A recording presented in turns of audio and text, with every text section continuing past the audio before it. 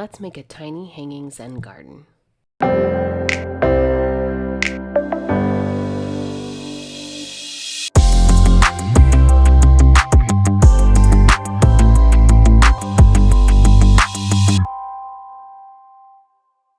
First of all, we're going to start out with a piece of matboard or cardboard or foam core, something that's pretty sturdy.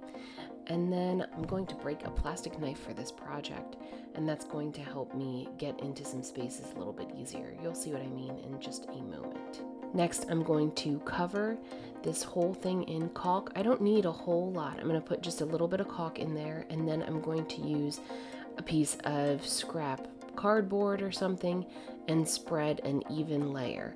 You'll notice that mine has a little bit of color to it, and the reason why is because the screw that I use to keep it stored has rusted just a little bit. I kind of don't mind that though. It gives it a little bit of a additional texture, so I'm going to leave that in there. Of course, you can do the same thing if you want, or you can just have pure white. A lot of times the gravel in a Zen garden is pure white, so use whichever you feel comfortable with.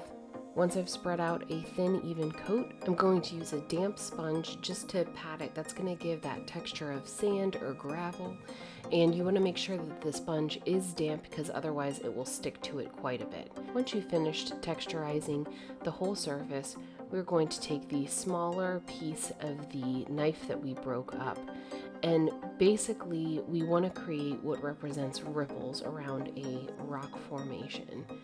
Depending on the size of the rock, typically they'll have more ripples around it. If it's a smaller rock, it will tend to have just smaller pieces. Keep in mind that the ripples can overlap, so at this point you're deciding what your composition will be like. Something like this is optional. You'll notice that for the composition of this one, I added many different textures, and later on I'm going to paint this one as well to make it look a little bit more detailed. You're certainly welcome to do this as well, or you can stick with the simple ripples if you want. Next, we're going to take some popsicle sticks. You'll need 6 for this project, and we're just going to cut off the rounded edges. So leave as much as you can, just take off the rounded edges. And then we will take some paint and basically create a little bit of a stain. I'm using a very tan color with some black and mixing that together, and it's going to give me kind of a grayish wood color. If you want more of a cherry look or something like that, you might want to use a little bit more red to mix in there. But I'm going to water down this quite a bit. Once I've done that, I'll brush the color right over my popsicle sticks, and I'm going to have a paper towel or something on hand nearby that I can just wipe it right off immediately. You want to make sure you get the top and the sides, but the backside is going to get glued down, so don't be too concerned about that.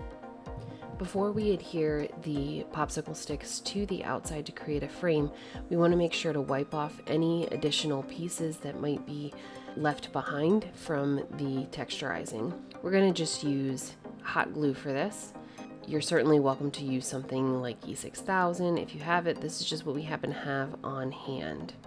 You're going to start by placing the first one in the center of the short edge, and then from there you will work around the piece. It's okay if they hang over just a little bit.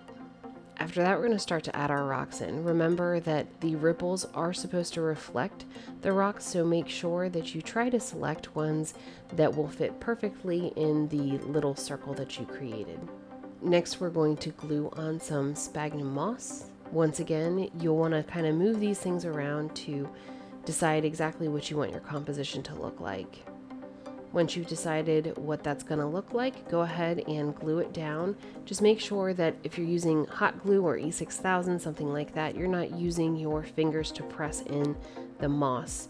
Since it's got holes in it, you're not going to want it to touch your skin. So I'm going to just use the end of the knife that I broke earlier.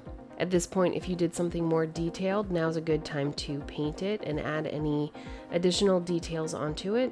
And lastly, we are just going to glue some string to the back so that you can hang it up. And now you've got something to keep you nice and relaxed, even when the dog vomits in the middle of your lesson planning.